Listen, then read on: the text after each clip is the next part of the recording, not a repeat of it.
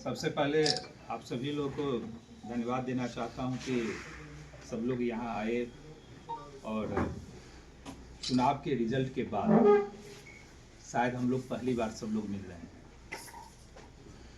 14 तारीख को रिजल्ट आया और रिजल्ट के बाद फिर सरकार गठन की प्रक्रिया हम लोगों ने पूरी की।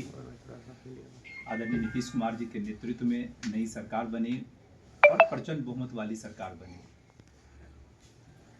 चुनाव के दौरान जितनी बातें मैंने की थी, पूरी ईमानदारी के साथ मैंने अपनी बातों को रखने का काम किया।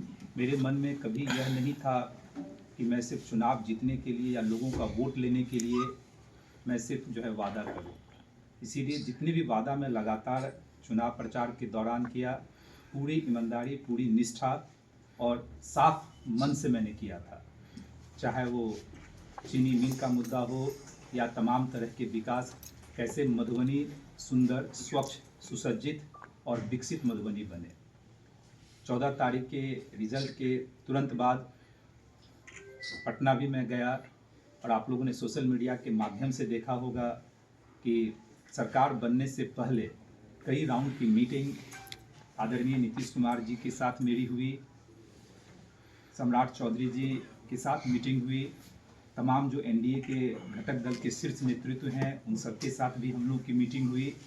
और उस मीटिंग में लगातार जब हम शीर्ष नेतृत्व से मिल रहे थे तो मेरा यही था कि किस तरह चीनी मिल की शुरुआत जैसे पुनः हो, चाहे लोहट चीनी मिल हो, रैयाम चीनी मिल हो या बिहार में जो अन्य चीनी मिलें जो बंद पड़ी हुई है उसका कैसे जैसे फिर से पुनरुद्धार हो, कैसे फिर से जैसे स्टार्ट किया जाए।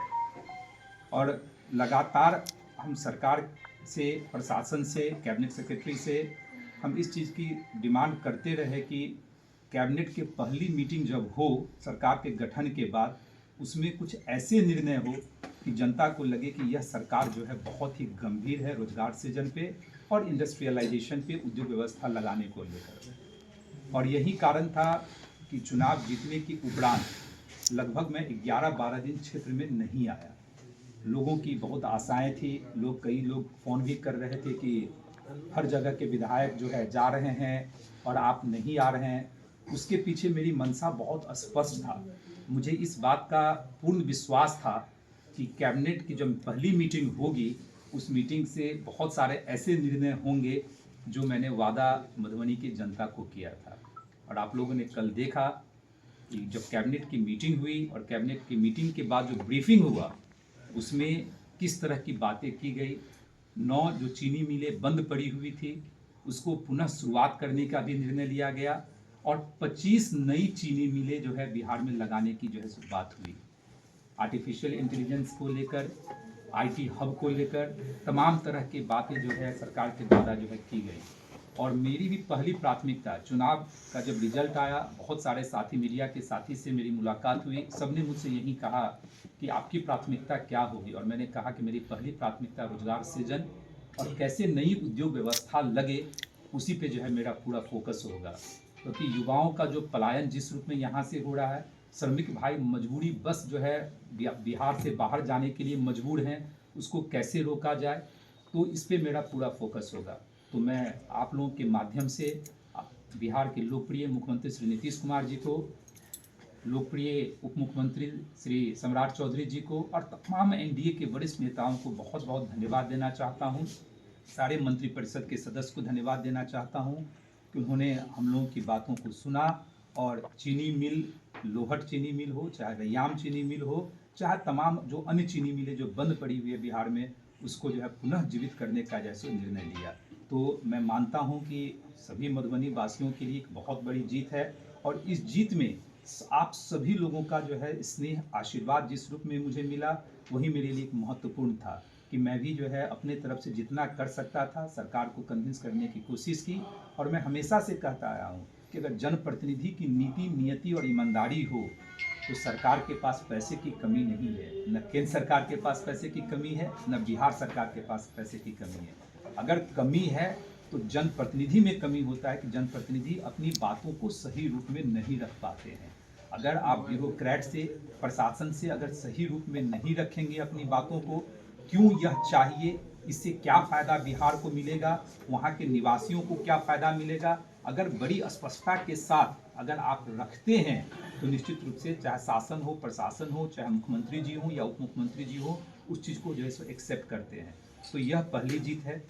तमाम तरह के अन्य बातें जो मैंने की थी, खासकर जो 2-3 मुद्दे ऐसे हैं जो मेरी पहली प्राथमिकता में है। चीनी मिल की बात तो हो ही गई, उसकी शुरुआत डीपीआर वगैरह बनना स्टार्ट हो जाएगा, कैसे उसकी शुरुआत किया जाए, उसमें क्या क्या करना पड़ेगा, उस सरकार के माध्यम से लगातार हम लोग टच में हैं और जल्दी ही आप लोगों को उसमें भी अच्छी खबर देखने को मिलेगी।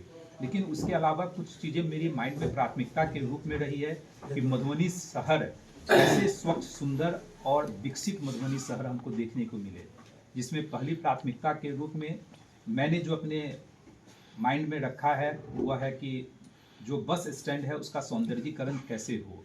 एक प्रदेश स्तर का स्टेडियम तो ऑलरेडी यहाँ है, लेकिन स्टेडियम को कैसे और अच्छे भव्य तरीके से उसको सुसज्जित किया जाए, स्टेडियम का जो है निर्माण हो। और जितनी भी जो बिहार सरकार की योजना है, जल जीवन हरियाली योजना के तहत मेयर साहब भी यहाँ बैठे हुए हैं, जितने भी तालाब हैं, तालाबों का सौंदर्यीकरण, क्योंकि बिहार सरकार की स्कीम है, आप लोग जानते हैं, जल जीवन हरियाली योजना, उसके तहत सभी तालाबों के सौंदर्यीकरण के लिए बिहार सरकार की तरफ से पैसा दिया जाता है। तो ये 4-5 चीज़ें प्राथमिकता में हैं। चीनी मिल के अलावा और भी बहुत सारे इंडस्ट्री लगाने की बात जो है हम लगातार बिहार सरकार से कर रहे हैं। चिराग पासवान जी भी आए थे, उन्होंने भी आप लोग के समक्ष वादा किया था कि माधव जी को जिताइए। फूड प्रोसेसिंग सेक्टर में जितनी भी उद्योग की व्यवस्था होगी उनके मंत्रालय से भी हम लोग को सपोर्ट मिलेगा। और ईश्वर की कृपा है कि जिस पार्टी से मैं आता हूँ, हम लोग के पास पंचायती राज भी है, जो हमारी पार्टी के लीडर जो है मंत्री बने हैं, तो तमाम तरह के उद्योग मंत्री भी दिलीप जायसवाल जी बने हैं, गन्ना विभाग भी जो है चिराग पासवान जी के पार्टी के मिला है। तो सभी लोग हम लोग मिल के काम करेंगे और मुझे पूर्ण विश्वास है कि जो मैं हमेशा से कहता आया हूँ कि 5 साल लंबा वक्त होता है, अगर नीति, नियति और ईमानदारी हो तो 2 से 3 साल में बहुत सारी समस्याओं का निदान जो है सो किया जा सकता है। और मैं अपने आप को सौभाग्यशाली भी मानता हूँ, क्योंकि यहाँ के सांसद भी बीजेपी के हैं, मेयर भी हम लोग के साथ हैं, बीजेपी से ही हैं, और अब विधायक हैं। तो तीनों ट्रिपल इंजन हम लोग मिल के आपस में प्रॉपर कोऑर्डिनेशन के माध्यम से हम लोग सारी समस्याओं का निदान करेंगे।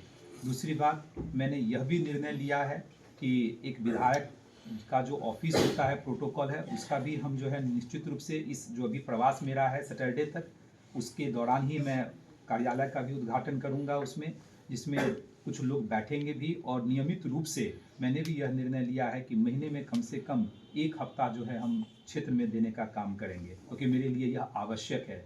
जब तक जनता के दर्द को नहीं सुनेंगे, जनता से मिलेंगे नहीं, उनके कष्टों को नहीं समझेंगे, तो पटना में और दिल्ली में रहकर हो सकता है कि उतनी सारी समस्याओं का समाधान न कर पाऊँ। इसीलिए मैंने यह निर्णय लिया। और आप लोग देखिएगा कि नवंबर का महीना चल रहा है, दिसंबर में भी आप लोग काउंट कीजिएगा कि हम 7 से 10 दिन देते हैं कि नहीं देते हैं, जनवरी में देते हैं कि नहीं देते हैं। तो इस रूप में हम लोग सब जैसे मिलकर जैसे काम करने का काम करेंगे। और मुझे पूरा विश्वास है, बहुत सारे लोगों के पेट में तो दर्द होगा ही। अब चीनी मिल जो है लगाने की बात हो गई है तो बहुत सारे लोगों का नेगेटिव कमेंट आता है। अब कुछ लोगों का नियति ही खराब है, तो उसको हम क्या कर सकते हैं। पेट का दर्द तो डॉक्टर ही इलाज कर सकते हैं, हम लोग तो जनसेवक है, जनता का सेवा करने के लिए आए। अब पेट में दर्द हो रहा है, अगर उनका इलाज डॉक्टर नहीं कर पा रहा है तो हम लोग के पास भेज दीजिए, हम लोग उनका भी इलाज करेंगे। हमने तो पहले भी कहा कि जिन लोगों ने वोट नहीं भी दिया है, मेरा दायित्व है कि उनके लिए भी काम करूं। मेरे लिए तो सब बराबर हैं, क्योंकि जनप्रतिनिधि तो सबके लिए होता है, वोट मिले ना मिले, लेकिन जनप्रतिनिधि तो सबके लिए होता है और सबके लिए काम भी करना चाहिए। एक अच्छे जनप्रतिनिधि का यही लक्षण भी होता है। तो कोई बात नहीं, लोकतंत्र है, पेट में दर्द कुछ लोगों को हो सकता है, होने दीजिए, थोड़ा और दर्द हो, कोई दिक्कत नहीं है, आगे का इलाज करवाएंगे, दिल्ली पटना जहाँ ज़रूरत पड़ेगा। लेकिन हम लोगों को आपस में बंटना नहीं है, विकास कार्य इसी तरह चलता रहे। मीडिया के साथियों से भी मैं आग्रह करना चाहूँगा कि बार बार हम लोग की मुलाकात भी होती रहनी चाहिए, और भी जो समस्याएं हैं उन समस्याओं का निदान कैसे हो, कि आप लोग भी प्रबुद्ध लोग हैं, सब लोग बैठ के हम लोग इसको जो है आगे बढ़ाने का जो है काम करें। इसीलिए चूँकि आज पहली बार जीतने के बाद आया, तो मेरी व्यक्तिगत इच्छा थी कि आप लोगों से जैसे मुलाकात हो, आप लोगों से मिलूँ। और अभी लगातार अभी 4-5 दिन हूँ, तो और भी बहुत सारे बातें होंगी। और आशीर्वाद यात्रा पे निकला हूँ, आभार यात्रा पे निकला हूँ।